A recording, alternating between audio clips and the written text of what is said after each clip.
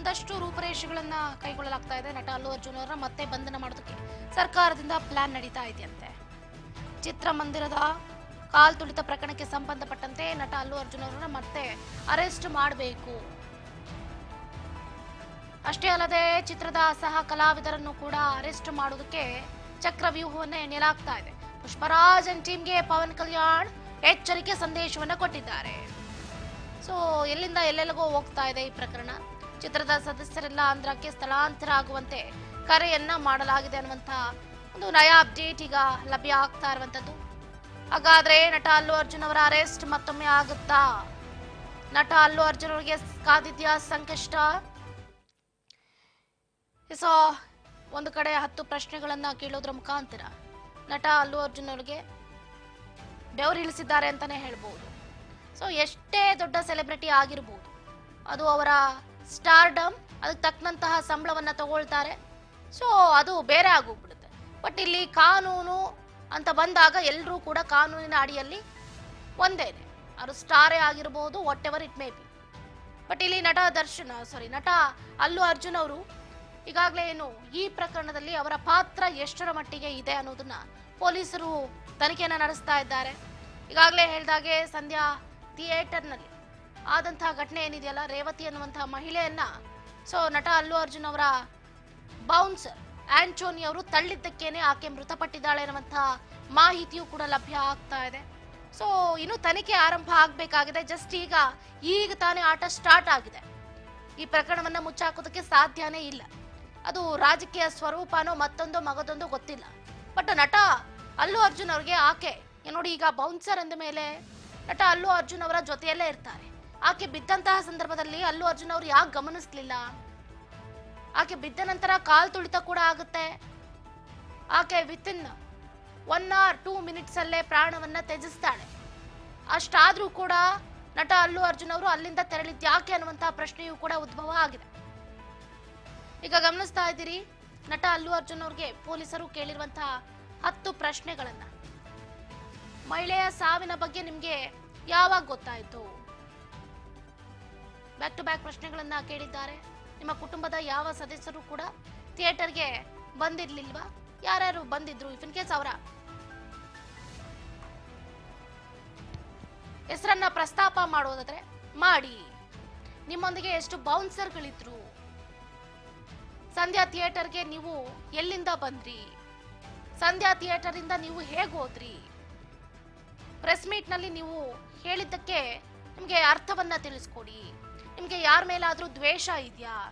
ಯಾಕೆ ನೀವು ಸುದ್ದಿಗೋಷ್ಠಿಯಲ್ಲಿ ಆ ರೀತಿ ಹೇಳಿಕೆಯನ್ನ ಕೊಟ್ರಿ ಅಂತ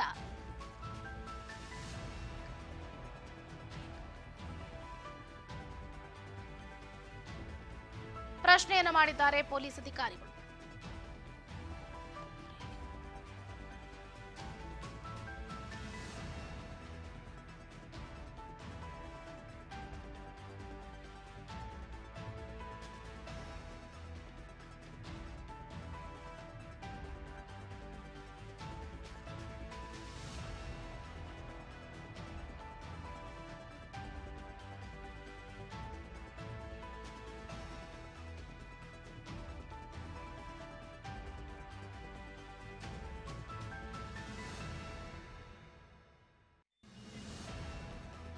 ಹೆಚ್ಚಿನ ಡೀಟೇಲ್ಸ್ ಅನ್ನ ಕೊಡ್ತಾ ಹೋಗ್ತಾರೆ ನಮ್ಮ film reporter Yathish ದೊಡ್ಡಿಹಳ್ಳಿ.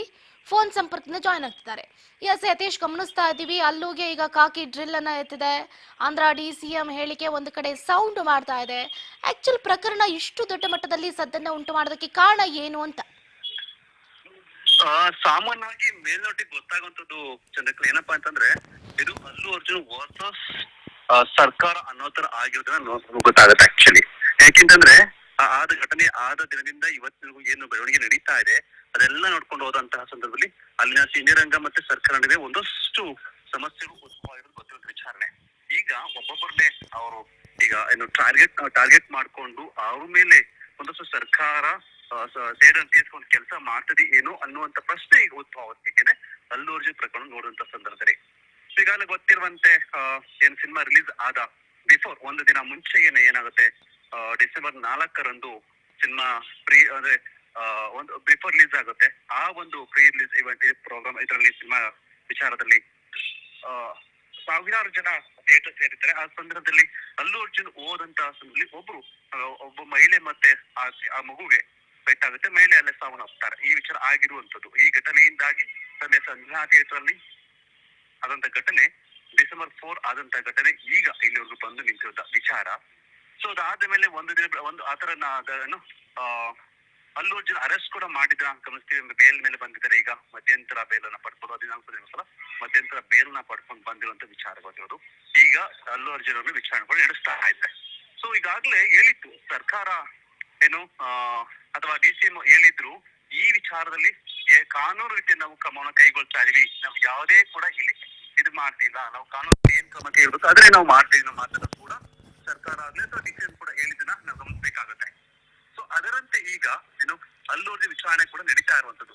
So Allu Arjun ವಿಚಾರಣೆ ಕರೆದ ಸಂದರ್ಭದಲ್ಲಿ ಸಾಕಷ್ಟು ಪ್ರಶ್ನೆಗಳನ್ನ ಈಗ ಪೊಲೀಸ್ ಇಲಾಖೆ ಕೂಡ ಕೇಳ್ತಾ ಇರೋದು. ಇಲ್ಲೊಂದು ಇನ್ನೊಂದು ಗಮನಿಸಬೇಕಾಗತ್ತೆ ಚಂದ್ರಕಲಾ, ಇದು ಬಿಫೋರ್ ಹೋಗೋಕೆ ಮುಂಚೆ ಹೇಳ್ತೀನಿ. ಪೊಲೀಸ್ ಇಲಾಖೆ ಕೂಡ ಅಲ್ಲು ಅರ್ಜುನ್ ವಿರುದ್ಧ ನಿಂತಿರೋದನ್ನ ನೀವು ನೋಡ್ಬೇಕಾಗುತ್ತೆ. ಯಾಕೆಂತಂದ್ರೆ ಹಿಂದೆ ಅಲ್ಲು ಅರ್ಜುನ್ ಅರೆಸ್ಟ್ ಆಗಿ ಬಂದ ನಂತರ ಒಂದು ಏನು ಅಲ್ಲಿನ ಮಾಜಿ ಏನಿರ್ತಾರೆ ಅವರು ಕೂಡ ಒಂದು ಪೊಲೀಸ್ ಇಲಾಖೆಯಲ್ಲಿ ಕೆಲಸ ಮಾಡಿದ್ರು ಕೂಡ ಒಂದು ಪತ್ರಿಕಾಗೋಷ್ಠಿಯನ್ನು ಮಾಡಿ ಒಂದಿಷ್ಟು ಮಾತುಗಳು ಹೇಳಿರ್ತಾರೆ. ಸೊ ಈ ವಿಚಾರ ಅಲ್ಲು ಅರ್ಜುನ್ ತಪ್ಪು ಇದೆ ಅನ್ನೋ ಮಾತನ್ನ ಕೂಡ ಅಂದ್ರೆ ಹೇಳಿದ್ರು ಕೂಡ ಅಂದ್ರೆ ಪ್ರೆಸ್ ಮೀಟ್ ಮಾಡಿ ಹೇಳೋಷ್ಟರ ಮಟ್ಟಿಗೆ ಈ ಒಂದು ವಿಚಾರಣೆ ಹೋಗಿದ್ದನ್ನು ಕೂಡ ಗಮನಿಸಬೇಕಾಗತ್ತೆ. ಸೊ ಇಷ್ಟೆಲ್ಲ ಆದ್ಮೇಲೆ ಈಗ ಅಲ್ಲು ಅರ್ಜುನ್ ವಿಚಾರಣೆ ಕೂಡ ನಡೀತಾ ಇದೆ. ಸೊ ಅಂದ್ರೆ ಬೆಳಗ್ಗೆಯಿಂದ ಕೂಡ ವಿಚಾರಣೆ ನಡೀತಾ ಇದ್ದಂತ ಸಂದರ್ಭದಲ್ಲಿ ಸಾಕಷ್ಟು ಪ್ರಶ್ನೆಗಳನ್ನ ಅಲ್ಲು ಅರ್ಜುನ್ ಕೇಳಿರುವಂತದ್ದು. ಹೇಗೆ ಮೊದಲನೇ ಪ್ರಶ್ನೆ ಏನ್ ಬರುತ್ತೆ ಅಂತಂದ್ರೆ, ಸೊ ಈ ಒಂದು ಸಂಧ್ಯಾ ಥಿಯೇಟರ್ ನಲ್ಲಿ ನೀವು ಹೋಗೋದಕ್ಕೆ ಪರ್ಮಿಷನ್ ಇತ್ತಾ, ನೀವು ಪೊಲೀಸ್ ಇಲಾಖೆಯಿಂದ ಪರ್ಮಿಷನ್ ತೆಗೆದುಕೊಂಡಿದ್ರಾ ಅಥವಾ ಅವರಿಗೆ ಇನ್ಫಾರ್ಮೇಶನ್ ಕೊಟ್ಟಿದ್ರಾ ಅನ್ನೋ ಮಾತನ್ನ ಕೂಡ ಕೇಳಿರುವಂತದ್ದು. ಅಲ್ಲದೆ ಹೇಗೆ ಒಬ್ಬ ಸೂಪರ್ ಸ್ಟಾರ್ ಹೋಗ್ತಾ ಅಂತಂದ್ರೆ ಪೊಲೀಸ್ ಇಲಾಖೆ ಸುತ್ತಮುತ್ತ ಇರುವಂತ ಪೊಲೀಸ್ ಇಲಾಖೆಗೆ ಹೇಳ್ಬೇಕಾಗುತ್ತೆ, ಅಥವಾ ಇಂತಹ ದೊಡ್ಡದೊಂದು ಆಗ್ತಿರುವಂತ ವಿಚಾರದಲ್ಲಿ ಕೂಡ ಪೊಲೀಸ್ ಇಲಾಖೆಯ ಗಮನಕ್ಕೆ ತರಬೇಕಾಗುತ್ತೆ. ಸೊ ಇದೆಲ್ಲವನ್ನ ನೀವು ಮಾಡಿದ್ರ ಅನ್ನೋ ಮಾತನ್ನ ಕೂಡ ಹೇಳ್ತಾ ಇದ್ರು. ಯಾಕೆಂದ್ರೆ ಈ ಹಿಂದೆ ಕೂಡ ಪೊಲೀಸ್ ಇಲಾಖೆ ಏನ್ ಮಾಡ್ತಾ ಇತ್ತು ಅನ್ನೋ ಮಾತನ್ನ ಜನಸಾಮಾನ್ಯ ಪ್ರಶ್ನೆ ಮಾಡಿದ್ರು. ಈಗ ನೀವಿದೆ ಇನ್ಫಾರ್ಮ್ ಮಾಡಿದ ಪೊಲೀಸ್ ಇಲಾಖೆಗೆ ಅನ್ನೋದನ್ನ ಕೂಡ ಕೇಳ್ತಿದ್ದಾರೆ. ಅದಲ್ಲದೆ ಸಂಧ್ಯಾ ಥಿಯೇಟರ್ ಈ ಒಂದು ಘಟನೆ ಆಗಿದ್ದು ನಿಮ್ಗೆ ಯಾವಾಗ ಗೊತ್ತಾಯ್ತು ಅನ್ನೋದು ಕೂಡ ಕೇಳ್ತಿರು. ಅಲ್ಲ ಈಗಾಗ್ಲೇ ಒಂದು ವಿಚಾರಣೆ ನಡೀತಾ ಇರೋದು. ಅಂದ್ರೆ ಈ ತರ ತಾಯಿ ಮಗು ಏಟಾಗಿದ್ರು ಕೂಡ ಅವ್ರ ಪಾಡಿಗೆ ಅವ್ರು ಇದ್ರು, ಅವ್ರು ಎಂಜಾಯ್ ಮಾಡ್ತಿರು, ಸಿನಿಮಾ ನೋಡ್ತಿರು ಅನ್ನೋದು ಕೂಡ ಕೇಳಿ ಬರ್ತಾರೆ. ಸೊ ಇದಕ್ಕೆ ಪ್ರಶ್ನೆನ ಕೇಳಿರುವಂತದ್ದು. ನೀವು ಹಾಗಾದ್ರೆ ಥಿಯೇಟರ್ ಅಲ್ಲಿ ಇದ್ದಂತ ಸಂದರ್ಭದಲ್ಲಿ ಘಟನೆ ಆದ ಸಂದರ್ಭದಲ್ಲಿ ಕೂಡ ನಿಮ್ಗೆ ಗೊತ್ತಿದ್ರು ಸುಮ್ಮನೆ ಇದ್ದ ಅನ್ನೋ ಮಾತನ್ನ ಕೇಳಿದ್ದಾರೆ. ಸೊ ಈ ತರ ಒಂದಷ್ಟು ಪ್ರಶ್ನೆಗಳನ್ನ ಕೇಳಿರುತ್ತದೆ. ಅದಕ್ಕೆ ನೇರವಾಗಿ ಕೂಡ ಇದಕ್ಕೆ ಅಲ್ಲು ಅರ್ಜುನ್ ಉತ್ತರವನ್ನ ಕೊಟ್ಟಿದ್ದಾರೆ. ಹೌದು ನಾನಿದ್ದೆ, ಈ ತರ ಒಂದಷ್ಟು ಉತ್ತರವನ್ನ ಕೊಟ್ಟಿದ್ದಾರೆ ಎಲ್ಲ ಆಗ್ತದೆ. ಬಟ್ ಏನ್ ಉತ್ತರ ಕೊಟ್ಟಿದ್ದಾರೆ ಅಂದ್ರೆ ಇನ್ನಷ್ಟೇ ಬರ್ಬೇಕಾಗಿದೆ. ಯಾಕೆ ಅದನ್ನ ರಿವೀಲ್ ಮಾಡಿಲ್ಲ. ಬಟ್ ಅವ್ರು ಏನೆಲ್ಲ ಪ್ರಶ್ನೆಯನ್ನು ಕೇಳಿದ್ದನ್ನ ಈಗ ರಿವೀಲ್ ಆಗಿರುವಂತದ್ದು ಚಂದ್ರಕಲಾ. ಇದರ ನಡುವೆ ಅಲ್ಲು ಅರ್ಜುನ್ ಅವರ ಬಾಡಿಗಾರ್ಡ್ ಅನ್ನು ಕೂಡ ಅರೆಸ್ಟ್ ಮಾಡಿದ್ದಾರೆ. ಯಾಕೆಂದ್ರೆ ಬಾಡಿಗಾರ್ಡ್ ಇದ್ದಂತ ಅವರು ಈ ಒಂದು ಇದರಲ್ಲಿ ಇನ್ವಾಲ್ವ್ ಆಗಿರೋಂತ ವಿಚಾರ ಇಟ್ಕೊಂಡು ಅವರು ಅರೆಸ್ಟ್ ಮಾಡಿದ್ದಾರೆ. ಇದೆಲ್ಲ ಚಿತ್ರತಂಡಕ್ಕೆ ಒಂದಷ್ಟು ಅವರ ಸಹನಟರು ಕೂಡ ಅರೆಸ್ಟ್ ಆಗಬಹುದು ಅಂತ ಹೇಳಲಾಗ್ತದೆ. ಬಟ್ ಮುಂದಿನ ದಿನ ಏನಾಗುತ್ತೆ ಅಂತ ಕಾದ್ ನೋಡ್ಬೇಕಿದೆ ಚಂದ್ರಕಲಾ. ಸೊ ಯತೀಶ್, ಮತ್ತೊಂದು ಗಮನಿಸಬೇಕಾಗತ್ತೆ. ಈಗ ನಟ ಅಲ್ಲು ಅರ್ಜುನ್ ಅವರ ಪುಷ್ಪಾ 2 ಸಿನಿಮಾ ಈಗ ಒಳ್ಳೆ ಪೀಕ್ ಅನ್ನ ಪಡೆದುಕೊಳ್ತಾ ಇದೆ. ಸೊ ಈ ಸಿನಿಮಾದಿಂದ ಇಷ್ಟೊಂದೆಲ್ಲ ಗಂಡಾಂತರ ಉಂಟಾಯ್ತಾ? ಯಾಕಂತಂದ್ರೆ ಅವರ ಫ್ಯಾನ್ ಬೇಸ್ ಒಂದು ಕಡೆ ಹೆಚ್ಚಾಗ್ತಾ ಇದೆ. ಅಷ್ಟೇ ಅಲ್ಲದೆ ಚಿತ್ರದ ಯಶಸ್ಸನ್ನ ಸಹಿಸಲಾರದೆ ಈ ರೀತಿ ಆಗ್ತಾ ಇದೆಯಾ ಏನು ಅಂತ? ನೀವ್ ಹೇಳ್ದಂಗೆ ಸಿನಿಮಾದ ಕ್ರೇಜ್ ಯಾವ ಲೆವೆಲ್ಗೆ ಇದೆ ಅಂತ ಹೇಳ್ಬೇಕಿಲ್ಲ, ಗೊತ್ತಿರೋದು ವಿಚಾರ ನೀವು ಹೇಳ್ದಾಗೇನೆ. ಯಾಕೆಂತಂದ್ರೆ ಈಗಾಗಲೇ 1300 ಕೋಟಿಗೂ ಅಧಿಕ ಕಲೆಕ್ಷನ್ ಮಾಡಿರುವಂತದ್ದು.